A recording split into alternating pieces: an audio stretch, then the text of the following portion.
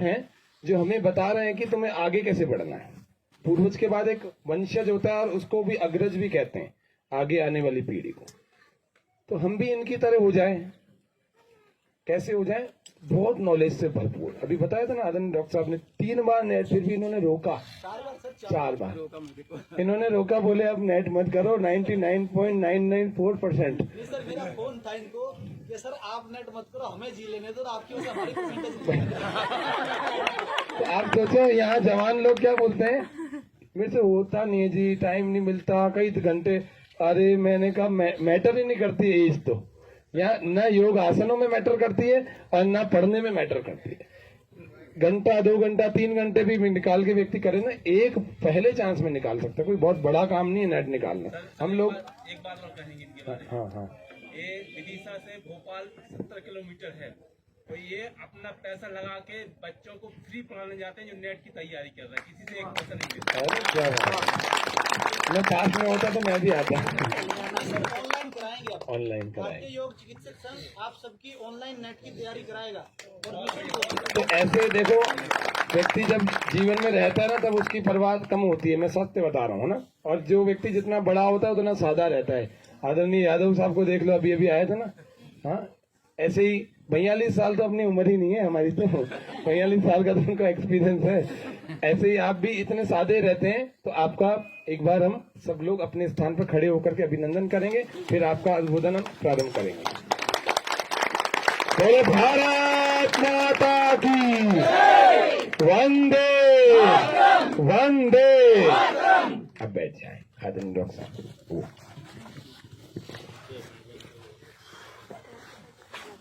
हेमंत जी की काव्यमय, योगमय और संगीतमय प्रस्तुति मेरे को हृदय तक आंदोलित कर रही है।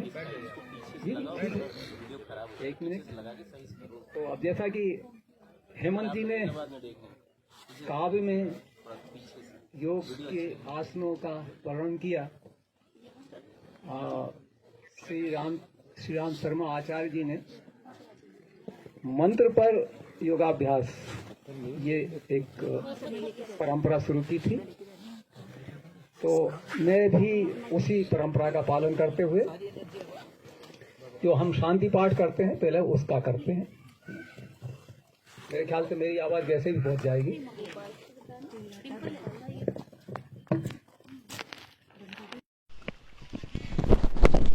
सर एक सेकंड, आप इसको क्लिप को अपने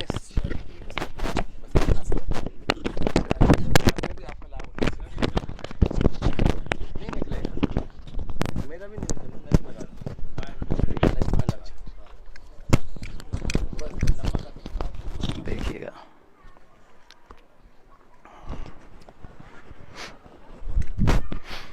ओम गुरुर्ब्रह्मा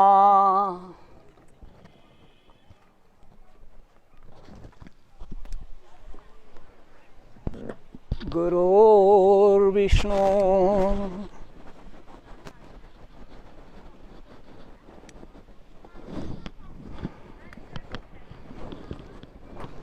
गुरुर्देवो महेश्वरा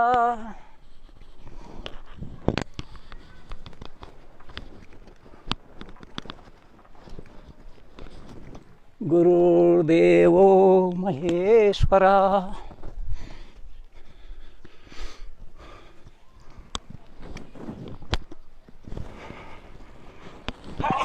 गुरु साक्षात परब्रह्म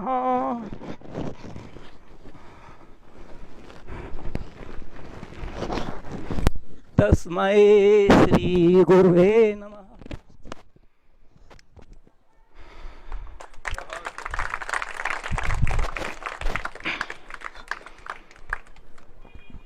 चलिए, जो सभी लोग करना चाहिए जिनको आसन, उसके साथ हटा दो। चलिए। ओम सर्वे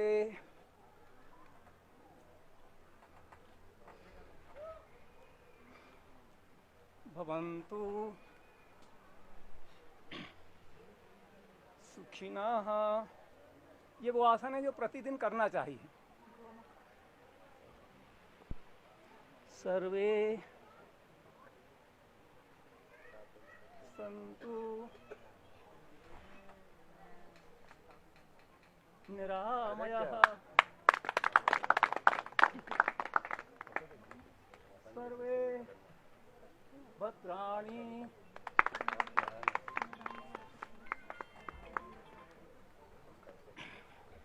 पश्यन्तु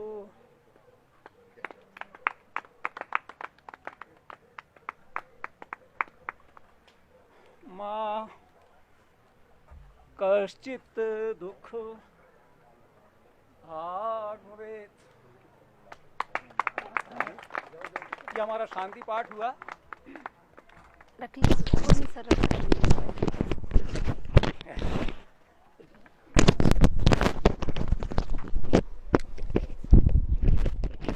योग चिकित्सा के माध्यम से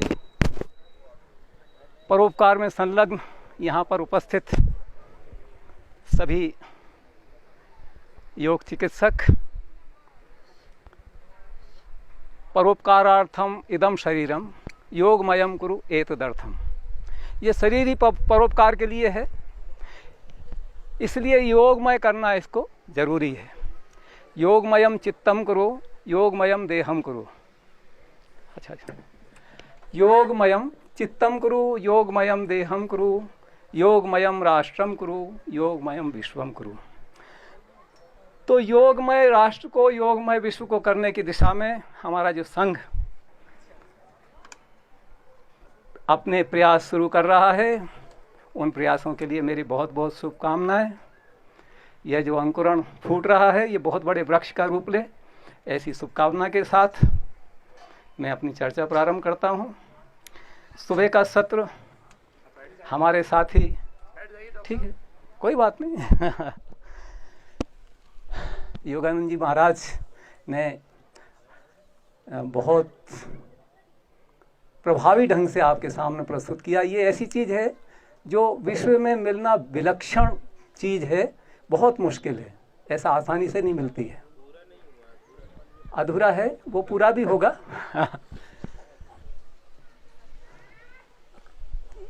योगानंद जी ने जो प्राण ऊर्जा की बात की है, आज का विज्ञान उसको ऊपर ऊपर झुटलाता है, लेकिन विज्ञान का जो अनुसंधान है वो उसका समर्थन कर रहा है।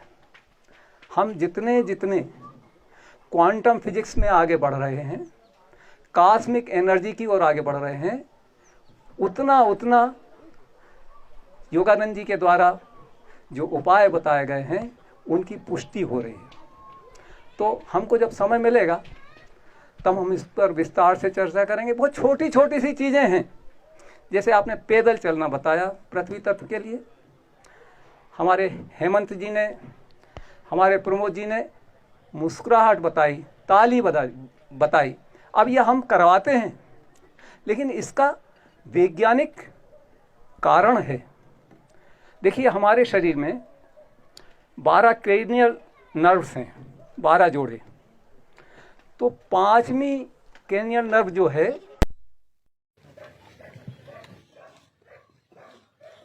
वो, और 10वीं जिसको वेगस नर्व भी बोलते हैं,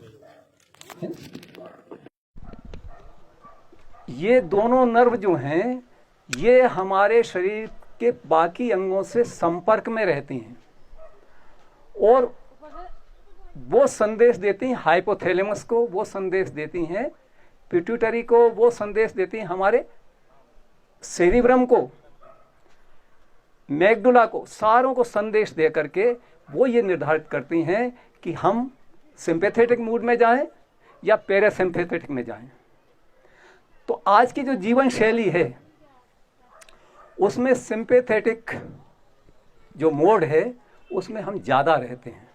पहले कभी कभार ज़रूरत पड़ती थी हमारी एपिनेफ्रिन या कार्टिसोल की, तो वो चलता था कि हाँ जीवन पर समस्या आ गई है तो फाइट करो या फ्लाइट करो, तो उसमें आवश्यकता थी। लेकिन आज तो ये हो गया है कि क्षण क्षण वो स्थिति बनती है।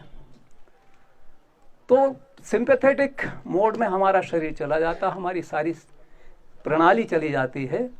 तो उस प्रणाली को खबर कौन देता है? ये ही वेगस नर्व देती है।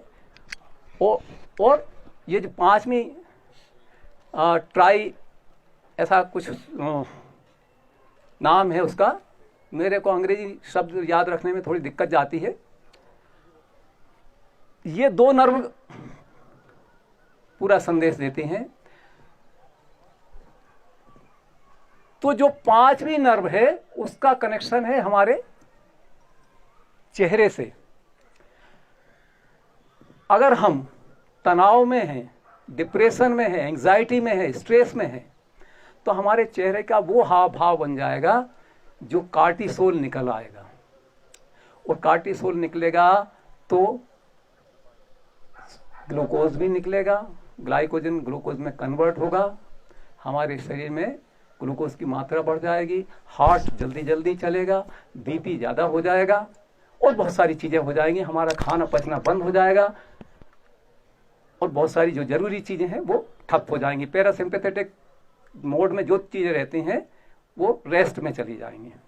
और वो जो सिंपैथेटिक मोड में होगा तो वो हमको काफ़ी नुकसान करेगा, विशेषकर उन लोगों को जिनका पहले से ही प्रेशर हाई है, हाइपरटेंशन के शिकार है। तो ये जो तरीका बताया मुस्कुराने का, उसमें जो हमारी पांचवी नर्व है वो नर्व केवल मैकेनिकल तरीके से काम करती है, उसके पास ऐसा कोई दिमाग नहीं है। जब हम मुस्कुराते हैं तो वो हमारे थैलेमस को संदेश देती है कि नहीं भाई, इसको कोई संकट नहीं है, ये कोई फाइट फ्लाइट मोड में जाने के लिए नहीं है, ये तो रेस्ट एंड डाइजेस्ट मोड में जाने की स्थिति में है, इसलिए अब आपको कार्टिसोल निकालने की जरूरत नहीं है। तो आदमी का जो ब्लड प्रेशर बढ़ने वाला था, जो उसको शारीरिक नुकसान होने वाला था, वो बच जाता है। तो जब भी हम कभी टेंशन में हो, एग्जाइटी में हो, चिंता में हो, आत्महत्या का ख्याल आ रहा हो, किसी पर बहुत ज़्यादा गुस्सा आ रहा हो, उस समय हम मुस्कुराने की कोशिश करें। झूठा भी मुस्कुराएंगे तो भी वही असर आएगा। इसी तरह से ताली बजाने का है। देखिए, कभी कोई खुशी में ताली तो बजाता है, लेकिन गुस्से में कभी नहीं बजाता, क्रोध में कभी नहीं बजाता। तो जब हम ताली बजाते हैं तो वो जो हमारे हाथ की जो नर्व्स हैं वो हमारे वेगस नर्व को खबर देती हैं कि नहीं, ये तो ताली बजा रहा, बड़ी खुशी में है। तो ये जो सिस्टम जो सिंपैथेटिक मोड में चला गया है, इसको आप पैरासिम्पैथेटिक मोड में लाइए। तो ये तात्कालिक उपाय हैं, ये बहुत छोटी छोटी सी चीज़ें हैं जिनका अगर हम ध्यान रखेंगे तो ये चीज़ें, ये जो जैसे योगानंद जी महाराज ने जो छोटे छोटे से उपाय बताए हैं वो इन्हीं सिद्धांतों पर काम करते हैं। ये जो ऊर्जा है, कॉस्मिक एनर्जी है, उस पर काम करते हैं। अभी हम इलेक्ट्रोमैग्नेटिक एनर्जी का जब बात करते हैं तो केवल उसकी बात करते हैं जिसको हम नाप सकते हैं। हम इंफ्रारेड को नाप सकते हैं, इंफ्रारेड के बाद में माइक्रोवेव को नाप सकते हैं, हम रेडियो वेव को नाप सकते हैं, राडार को वेव्स को नाप सकते हैं, लेकिन कॉस्मिक रेस जो हैं वो नापने से अभी हम उसमें संभव नहीं है उसका नापना, क्योंकि जिन चीज़ों से हम नापते हैं वो उससे भी ज़्यादा सूक्ष्म होंगी, तब उसको नाप पाएंगे। उससे ज़्यादा सूक्ष्म किसी एनर्जी का ऐसा आविष्कार नहीं हुआ कि उसको हम प्रोड्यूस कर सकें या उसको मेज़र कर सकें। इसलिए विज्ञान में ये ताकत नहीं है कि वो कॉस्मिक एनर्जी से होने वाले परिवर्तनों को समझ सके। योग में, गहरे चिंतन में, ध्यान की अवस्था में हमारे ऋषियों मुनियों ने उस कॉस्मिक एनर्जी की उपस्थिति में जो सिद्धांत बनाए हैं वो सिद्धांत काम करते हैं। हम उम्मीद करते हैं कि विज्ञान उस लेवल तक जाए और इन सिद्धांतों को समझें। तो ये छोटी छोटी सी चीज़ें योगानंद जी महाराज ने जो सुबह बताई, ये हमारे बहुत काम किए हैं और इनको हम बारीकी से देखें। हम में, योगियों में या योग प्रशिक्षक में या योग चिकित्सक में तथा मेडिकल चिकित्सक में बहुत बड़ा बेसिक फर्क है। वो फर्क ये है कि एलोपैथी का चिकित्सक जो लक्षण होते हैं उनको रोग मानता है, रोग तक तो पहुंचता ही नहीं है। वो बोलता है कि दर्द रोग है, उल्टी रोग है, दस्त रोग है, इन्फ्लेमेशन रोग है, आपको किसी तरह की उल्टी आ रही है तो रोग है, नौजिया, आपको बुखार आ गया तो रोग है। और योग ये मानता है कि ये रोग नहीं है, ये किसी दूसरी अव्यवस्था के सूचक हैं। इन सूचकों से उस रोग की जड़ तक जाता है। हमारी भारतीय पद्धति में जो भी चिकित्सा पद्धतियां हैं वे सब उसके मूल में जाती हैं। दो चीजें हैं, एक है आरोग्य और दूसरी है चिकित्सा। तो आरोग्य क्या है? आरोग्य यह है कि हम चिकित्सा की दहलीज पर ही ना जाएं, अपने आप को ऐसा स्वस्थ रखें। लेकिन आज जो विकास हुआ है, जो नए नए लाइफ स्टाइल्स में जो नई चीजें आ गई हैं, उनके कारण हम दुखों में पड़ रहे हैं। कौन कौन से दुख हैं? 3 प्रकार के दुख हैं, परिणाम दुख, ताप दुख और संस्कार दुख। परिणाम दुख वो है जो हमने पहले कोई गलती कर दी, उसका परिणाम भोग रहे हैं। ताप दुख जो है जो हम अभी कर रहे हैं और अभी उसका परिणाम उल्टा प्राप्त हो रहा है। और संस्कार दुख वो है जो हमने आज किया है, कल उसका परिणाम भोगना पड़ेगा। तो हमारी जीवन शैली में ये है, और इसी के कारण दैहिक, दैविक और भौतिक ताप, इनका हमको सामना करना पड़ता है। आध्यात्मिक, अधिदैविक और अधिभौतिक, ये 3 प्रकार के ताप। तो इन तीनों प्रकार के तापों के लिए पतंजलि महाराज ने भी और गीता में भी उपाय बताए हैं। तो हम उन उपायों के बीच में चर्चा करेंगे कि किस तरह से हम अपनी जीवन शैली के जो रोग हैं उनसे बचे रहें, और अगर किसी गलती से, किसी त्रुटिवश वे रोग हो जाते हैं तो हम उनको किस तरह से ठीक करें। योग पहली चीज पर ज्यादा जोर देता है कि आप बीमार ही ना पड़ें। अगर हम जीवन शैली में उन चीजों का ध्यान रखेंगे जो हमको ये जो 3 प्रकार के दुख हैं उनसे बचाएंगे, तो हम बीमार नहीं पड़ेंगे। मैं अपने बचपन में जब जाता हूँ तो देखता हूँ कि मेरे दादाजी जो उस समय 80 वर्ष के हुआ करते थे, उनसे मैंने एक बार पूछा कि आपको कोई बीमारी हुई है? तो उन्होंने बताया कि मेरी जो स्मृति है उसमें तो नहीं हुई। 80 वर्ष की उम्र में बताया था उन्होंने। और उनकी जो मौत हुई, वो मौत उनके सारे शरीर का एक एक अंग, एक एक पुर्जा जब वृद्ध हो गया, काम करने से मना कर दिया, तब हुई। तो हर चीज ऐसी ही हो कि जब उसका उपयोग हो जाए, जब वो काम करने लायक ना रहे, तो हमारा स्थूल शरीर वो छोड़ दे। हमारा सूक्ष्म शरीर तो ज्यों का त्यों रहता है, नई देह प्राप्त करेगा, नया कलेवर प्राप्त करेगा और फिर नए सिरे से वो आगे बढ़ेगा।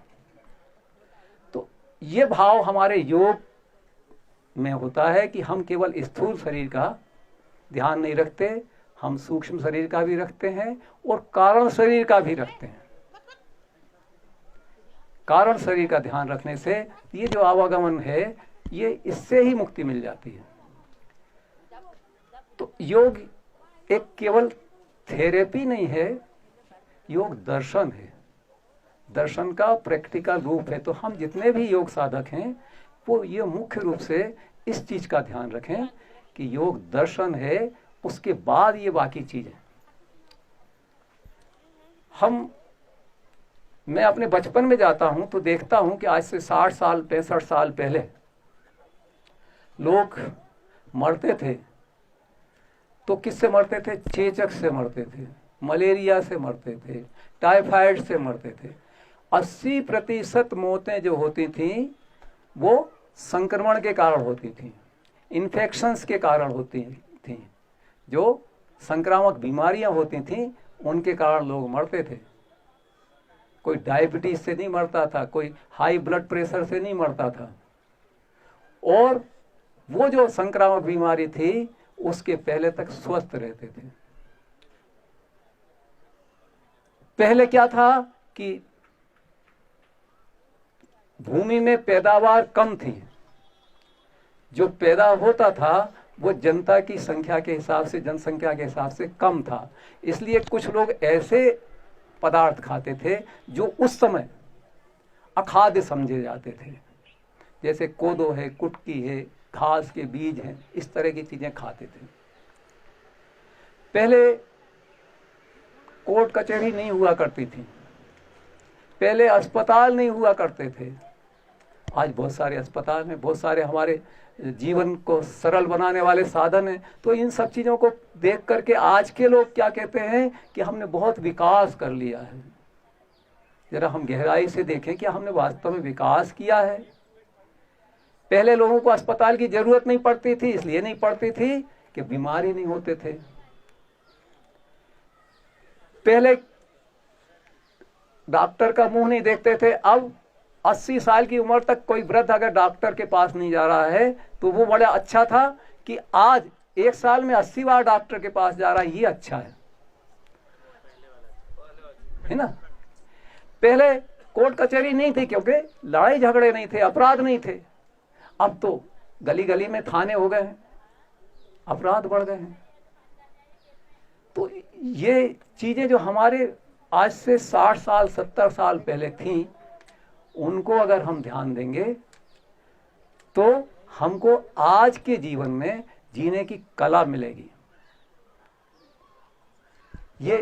ये हमारे योग के जो साधक हैं उनका दायित्व है। उस कला को सीखने का एक उपाय है श्याम साधना, SHYAM, श्याम साधना, सेल्फ हीलिंग योग एंड मोटिवेशन साधना। स्वयं के द्वारा स्वस्थ होना, सेल्फ हीलिंग कह सकते हैं, सेल्फ हेल्पिंग कह सकते हैं। हमको अपनी खुद की सहायता करना है और खुद ही खुद से प्रेरणा लेना है। किसके माध्यम से? योग के माध्यम से। तो योग आजकल जो प्रचलन में आता है कि योगा, बहुत सारे डॉक्टर कहते हैं कि आप तो योगा करो, मेडिटेशन करो, ब्रीदिंग एक्सरसाइज करो, इस तरह से बोलते हैं। मतलब उनके नॉलेज में या उनकी समझ में योग क्या है, वो जो हम आसन करते हैं केवल उतना है। क्योंकि वो कह रहे हैं कि आप मेडिटेशन करो, ध्यान करो, मतलब योग से अलग, एक्सरसाइज भी योग से अलग। लेकिन योग तो इनसे बहुत आगे है। पतंजलि ने यम नियम आसन प्राणायाम प्रत्याहार धारणा ध्यान समाधि, ये 8 अंग बताए और इन 8 अंगों में सारी चीजें आती हैं। वहां वो हम खुद भूल जाते हैं कभी कभी, और एक छोटा सा जो हिस्सा है उसको ही योग मानते हैं। तो जब भी हम योग की बात करेंगे तो समग्रता से करेंगे, पूर्णता से करेंगे, और समझेंगे तो पूर्णता से समझेंगे। हम अगर आसन कर रहे हैं तो उससे हमारा यम नियम भी सधेगा। हम अगर प्राणायाम कर रहे हैं तो उससे हमारा ध्यान भी लगेगा, उससे हमारे मन पर कंट्रोल करने की ताकत भी आएगी। तो ये सब एक दूसरे से संबंधित हैं। तो श्याम साधना, सेल्फ, पहले हम सेल्फ को समझें कि हम सेल्फ क्या है। सेल्फ 4 स्तर पर है। एक है एक्सटर्नल सेल्फ, हमारा जो संपत्ति है, हमारा जो संबंध है, हमारा जो रुतबा है, हमारा जो बैंक बैलेंस है, हमारा जो यश है, हमारा जो पद है, हम क्या करते हैं, उसको सबसे ज़्यादा तवज्जो देते हैं, उसको सबसे ज़्यादा प्राथमिकता देते हैं। External self. एक है हमारा बॉडी सेल्फ, हमारा जो शरीर है, ये जो स्थूल शरीर है, ये जिस बनावट का है, जिस प्रकार का है, हम उतना ही मानते हैं। ये हो गया बॉडी सेल्फ। एक होता है इंटरनल सेल्फ, जिसको हम सूक्ष्म शरीर कह सकते हैं, कि हम भीतर से क्या हैं। और एक है सुप्रीम सेल्फ, जो आत्मा है। तो हमारा योग कहता है कि आप सुप्रीम सेल्फ का ध्यान रखिए, परम आत्मा का ध्यान रखिए, लेकिन हम परमात्मा की ओर देखते भी नहीं हैं, उस तरफ सोचते भी नहीं हैं। फिर योग कहता है कि भाई परमात्मा का ध्यान नहीं रख सकते हो तो कम से कम अंतरात्मा का तो रखो। लेकिन अंतरात्मा को भी हम दबा देते हैं। फिर योग कहता है कि भाई अंतरात्मा का ध्यान नहीं रखते हो तो कम से कम अपनी देह आत्मा का ही रख लो, अपने शरीर आत्मा का ही रख लो। आपका शरीर स्वस्थ रहेगा तो अंतःकरण भी स्वस्थ रहेगा, और अंतःकरण स्वस्थ रहेगा तो आपका कारण शरीर भी दुरुस्त होगा। लेकिन हम उस देह आत्मा का भी ध्यान नहीं रखते, हम अनात्मा का ध्यान रखते हैं। हम एक्सटर्नल जो सेल्फ है, जो हमारी संपत्ति है, जो हमारा यश है, जो हमारा रुतबा है, उसके लिए हम अपने इस शरीर को भी बर्बाद कर लेते हैं। और ये बर्बाद करने की जो प्रक्रिया है, यही हमारी लाइफ स्टाइल का दोष है। इस लाइफ स्टाइल के दोष के कारण हमको कौन कौन से बीमारियां होती हैं, कौन कौन से लाइफ स्टाइल के दोष हैं। देखिए, लाइफ स्टाइल के दोष ABCD से समझ सकते हैं, है ना। मैं थोड़ा सा उसको कुछ सूत्र के द्वारा याद रखने की कोशिश करता हूं ताकि मैं भूल ना जाऊं, है ना। तो अभी जैसा सर का मेरे को फ़ोन आया था, तो मैंने एक छोटा सा फार्मूला लिख के लाया, तो उसको मैं आपको उसके अनुसार ही चल पाऊँ, है ना। आप भी कोशिश कीजिए कि इस तरह से निमोनिक बना करके जो गूढ़ चीज़ें हैं उनको ध्यान रखने की कोशिश करें। तो ए से है अकर्मण्यता, जिसके कारण होता है, हम अभी कारण की चर्चा करते हैं कि हमारे लाइफ स्टाइल में कौन कौन से दोष आ गए हैं। अकर्मण्यता यानी कि हमने मेहनत करना बंद कर दिया है। हमारे समाज में ये भ्रांति है कि अगर हम हाथ